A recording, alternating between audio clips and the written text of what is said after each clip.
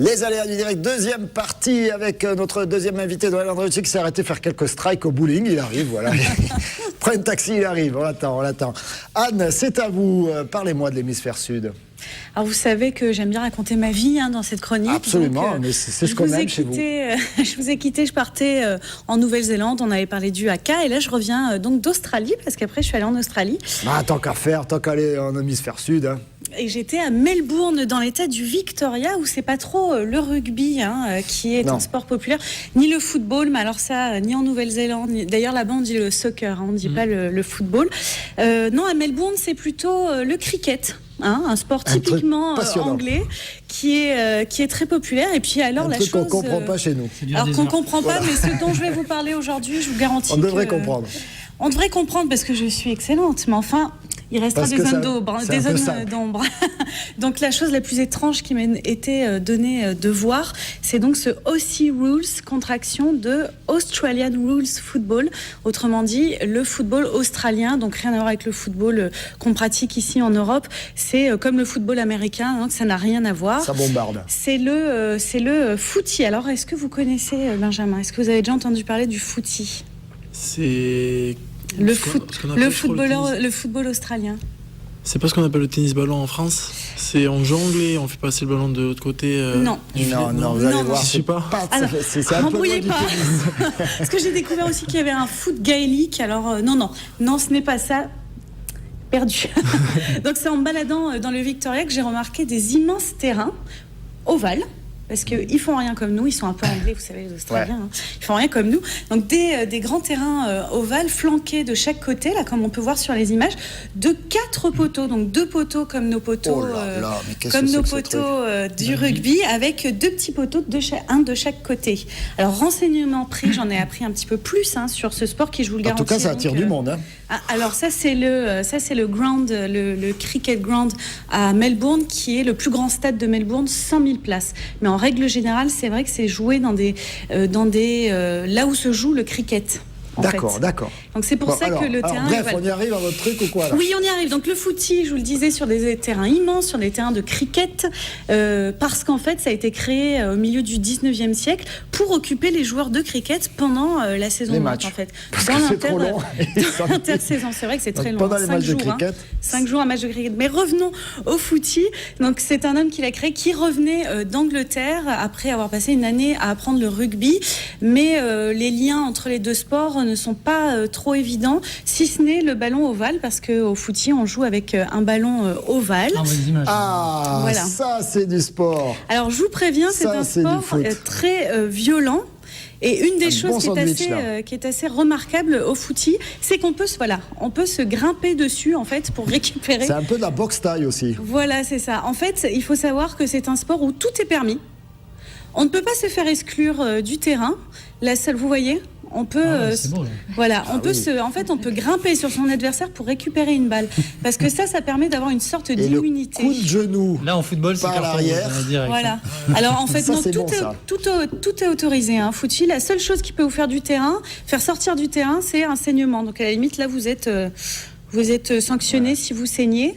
Voilà, ou vous êtes mort, on me signale. Alors le ballon est plus petit qu'un ballon classique de rugby. Alors les passes, on en a vu un petit peu, on peut les faire à la main.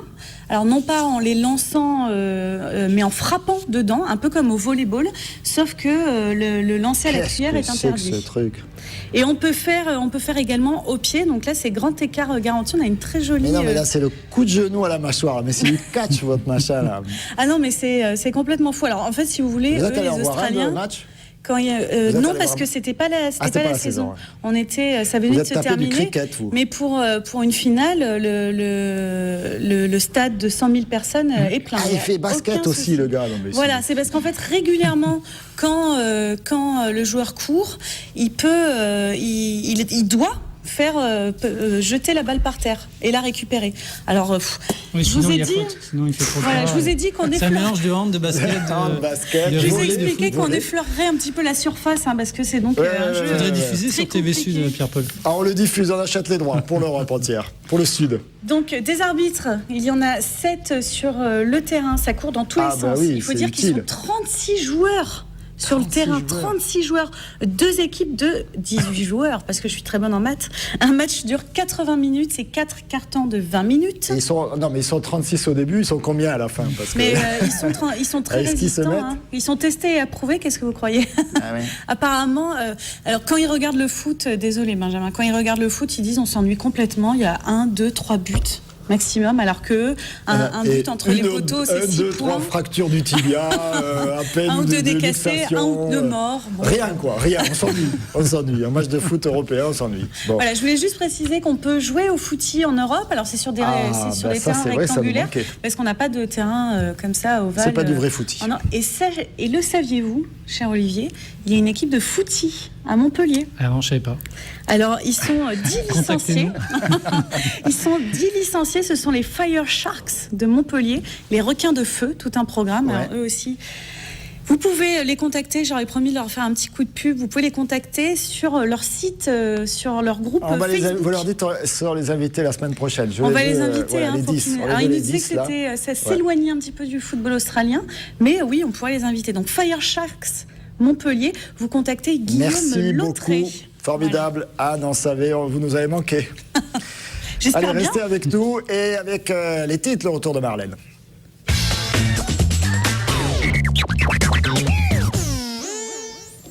Marlène, avec les pompiers du département de l'Hérault qui font encore parler d'eux. Oui, les pompiers qui ne décolèrent pas après avoir bloqué la gare pendant 1 heure vendredi. Ils ont violemment manifesté, vous le voyez, devant la caserne de Vaillocès cet après-midi. Ils ont même mis le feu au véhicule du colonel du service départemental d'incendie et de secours. Les soldats du feu qui dénoncent le harcèlement dont ils seraient victimes de la part de leur encadrement. Une délégation va être reçue vendredi au Conseil général de l'Hérault. Et une étonnante manifestation anti-restauration rapide en Vaunage. Pas de McDo à Saint-Dio, c'est le slogan des jeunes de Saint-Dionysie, c'est dans l'ouest du Gard. Hier après-midi, environ 150 personnes ont manifesté contre le projet d'implantation d'un fast-food. Alors depuis que le projet a été révélé en octobre, la jeunesse du village ne désarme pas, pétition porte à porte et hier donc manifestation. Et l'arrivée du géant américain ne ravit pas non plus la municipalité. En fait, personne n'en veut de ce McDo, donc mystère. Mystère. Et puis un pôle métropolitain pendant ce temps-là se met en place entre Ce Béalès. sera peut-être l'un des tout premiers pôles métropolitains de France. En fin de semaine dernière, lors des 4e assises à l'ESNIM, les 2 agglomérations ont signé un accord créant ce nouvel ensemble qui compte 43 communes. Alors, le projet n'est pas nouveau puisqu'il est porté par l'Association pour l'émergence d'un projet commun de développement des agglomérations d'Alès et de Nîmes, et ça date de 2007. Un bébé, 4 ans de gestation pour un beau bébé.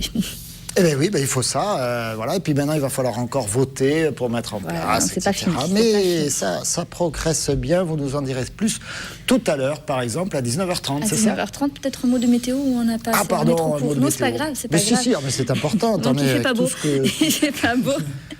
non, Quelques rayons vous de a soleil tellement sur les chambré héros, sur il fait beau que là, c'est vrai. maintenant qu'il fait pas beau. Les faut le dire. températures sont douces en revanche, 9 degrés à l'est, 10 à Montpellier et Lunel, 11 à Nîmes. L'après-midi, le soleil sera un tout petit peu plus présent. Il pleut à Bagnols-sur-Cèze en revanche, et puis les températures sont douces, 17 à Nîmes, 7 et Béziers, 18 à Bagnols-sur-Cèze. Et puis il pleut un peu plus sur l'Aude et les Pyrénées-Orientales, notamment. Oui, voilà. Qui ont été inondés. Merci tout à l'heure. Marlène, à 19h30 pour le vrai grand journal. On enchaîne avec l'invité qui arrive. Ah, il arrive, Noël. Il arrive. D'accord. On me signale Ok, qu'il très arrive, bien. il est sur la route. Il a fait carton plein sur les strikes. Peut-être on peut montrer des images. Oui, on peut montrer. Sinon, on peut poser une dernière question à Benjamin. Eh bien, bien peut-être sûr, pour- profitez avant de de le Benjamin libérer, Stambouli, peut-être. qu'il est là. Parce que Benjamin, vous avez ce profil-là d'être polyvalent, quoi. C'est intéressant. En espoir, vous jouez en milieu défensif. Ouais, ça m'est arrivé de jouer en milieu défensif ou en défenseur central. Aujourd'hui, c'est vrai que cette polyvalence, c'est une force pour moi parce qu'elle me permet d'avoir du temps de jeu. Même si cette saison, ça a été un peu moins le cas, mais l'année dernière, j'ai fait plusieurs postes. Et C'est comme ça que vous êtes rentré grâce à votre polyvalence. Exactement. Et donc, voilà, aujourd'hui, ça me sert. Et j'essaie de le cultiver et de me renforcer au mieux à chaque nouveau poste que je découvre. D'accord. Et l'avenir pour vous, c'est Montpellier encore pas mal d'années. Et puis, est-ce qu'il y a un club qui vous fait rêver ? Mon contrat court jusqu'en 2015, donc j'espère passer de belles années avec Montpellier. C'est un club qui m'a mis entre guillemets en haut de l'affiche, puisque c'est grâce à lui que je suis devenu professionnel. Donc voilà, j'espère que je vais rester le plus longtemps possible. Il y a un club qui vous fait rêver? Il y a un club qui me fait rêver, oui, mais il n'est pas en France, il est en Argentine, c'est le Boca Junior. Ah ouais, Boca Junior de Maradona. Voilà, donc ça c'est le club qui me fait rêver. Mais je pense pas y aller un jour. En général, c'est l'inverse, hein, c'est Ouais, les Argentins exactement. qui viennent en Europe. En général, oui, pour des raisons économiques, c'est les Argentins qui viennent jouer chez nous. Mais c'est tout ce qu'on vous souhaite peut-être, de faire un petit passage On verra là-bas bien. en Argentine. C'est chaud bouillant là-bas, les supporters. Ouais. Chaud bouillant, regardez, c'est un diable rouge tout en rouge qui enfin Noël. a retrouvé le chemin. Et, on s'arrête pas à 6h30 faire des strikes au bowling quand on est attendu sur le plateau de TV Sud à la même heure. Ouais, je sais. Noël Andreuccetti, c'est ça? C'est ça, tout à fait, ouais. Est avec nous, il est centre au Diable Rouge, c'est du rugby à 13, cher Et Olivier. oui, et une belle victoire, deuxième victoire de la saison, Noël, Ouais, c'est ça, tout à fait, ouais. face à Limoux, Ouais, vice-champion de France. vice-champion de France, effectivement, 26-16. C'est ça. Alors le terrain était très très lourd, Très lourd, ouais, effectivement. Très lourd. Ouais, Alors, ouais. cinq et- c'est pas cinq- des conditions faciles. 5 essais à 3, il y a eu un bon jeu au pied, notamment de Delana au début du match, qui a permis un petit peu de décoincer la situation et Tout de à vous fait. lancer dans cette partie. Puis après, vous avez maîtrisé, vous êtes toujours resté devant, On a- 12-10 à la pause, et puis après, grosse... Ouais, grosse intensité physique surtout. ouais. C'était vraiment très dur. Bon, on a quelques blessés. On a déploré, mais bon, c'est.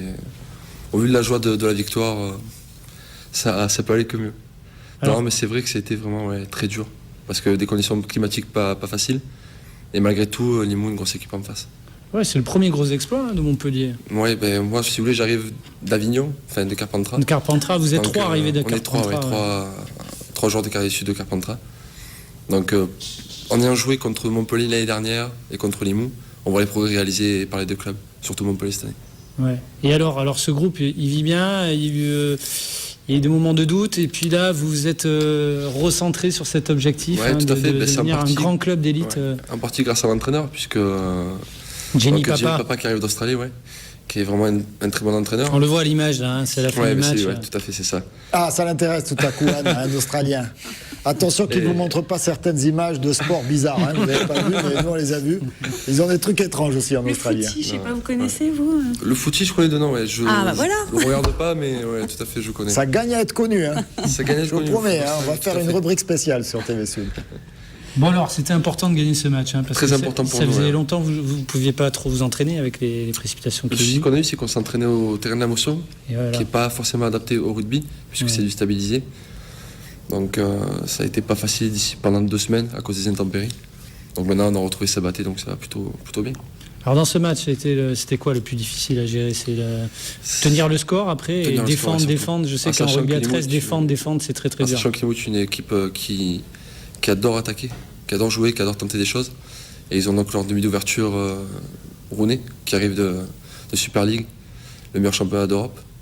Donc c'était forcément le joueur à surveiller. Ce qu'on a plutôt bien réussi, au vu du score final. Alors on va écouter un de vos coéquipiers, hein, c'est Fred Marceroux. C'est le capitaine des Diables Rouges. On l'écoute à la fin du match. Contre une grosse équipe, avoir une victoire comme ça aujourd'hui, on a respecté les consignes. Je pense que c'est en effet un match référence. Ouais. Ok, beaucoup de solidarité à la fin, notamment en défense. Là, Oui, parce qu'il fallait pas lâcher le score. On a gagné avec 10 points d'écart et ils étaient capables de nous marquer 2 essais dans un laps de temps très court. Et donc il a fallu s'employer. Surtout avec ce terrain gras, on avait les jambes lourdes, mais là c'est le cœur, c'est la tête et le cœur qui parlent et plus les muscles. Olivier, une dernière question à notre ami. Oui, mais surtout le prochain match, c'est face à Carcassonne, hein, à domicile. C'est ça. Le 11 décembre. Et le Ouais. prochain match, c'est dans 15 jours, c'est où? Le prochain match c'est dans une semaine, donc ce sera à l'extérieur à Toulouse samedi soir. À Toulouse. Donc, Ouais. Toulouse pas qui, facile. Toulouse qui a gagné à Lézignan quand même. qui est en train de faire un gros début de saison, malgré le fait qu'ils sont descendus d'une division, puisqu'ils étaient en réserve de Super League. Donc on s'attend vraiment à un gros match. Puis on pense qu'on a toutes nos chances au vu du dernier match, bien qu'on sache que ça sera pas facile. On regarde les tableaux. Oui, Vous avez on regarde le tableau. préparé Alors, les tableaux. avec. Non. Oui. Ben, si. ben Moi, si, je les ai, regardez. 26-16 face à Limoux. Carcassonne a gagné face à Villeneuve 28-10. Et puis Toulouse qui l'emporte Et au classement, à 8. Et au classement, Montpellier. Montpellier 7e avec un match en moins. Ouais, 5 matchs seulement au lieu de 6. Merci à tous les deux. Merci d'être venus sur le plateau. moi qui vous C'était un remercie. peu bref pour vous, mais bon, c'est le bowling, c'est la passion du bowling. Je vous remercie. Il a saisi. Merci beaucoup, Olivier. Merci. On vous Merci suit à tous les deux. et Merci. on se retrouve après le jingle pour un peu de pub. Et puis après, on aura la troisième partie. À tout de suite.